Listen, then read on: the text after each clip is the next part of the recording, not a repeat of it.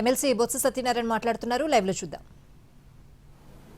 దయచేసి చెప్పాల్సిందిగా కోరుతున్నాను.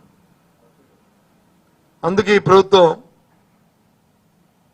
ఎంతసేపు కూడా గత ప్రభుత్వం చెప్పి చేసిన అంతకుముందు ప్రభుత్వాలు చేసిన కార్యక్రమాలకి మసిపూసి మారకాయ చేసినట్లు వాళ్ళ కార్యక్రమాలు తప్ప స్వతహాగా వాళ్ళంటూ ఇది మా కార్యక్రమం అంటూ చెప్పే కార్యక్రమం కానీ చేసే కార్యక్రమం కానీ లేదు.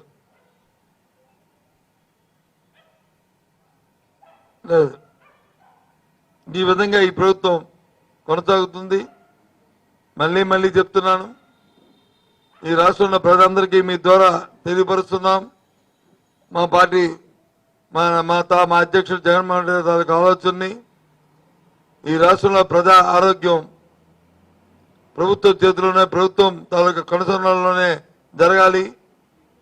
పేదవాడి తాలూకు వైద్య విద్య ప్రభుత్వ విధానంలోనే ఉండాలి. అప్పుడే పేదవాడికి న్యాయం జరుగుతుందని తెలియజేస్తున్నాం. ఓకే, ఇంకేముందా చెప్పండి.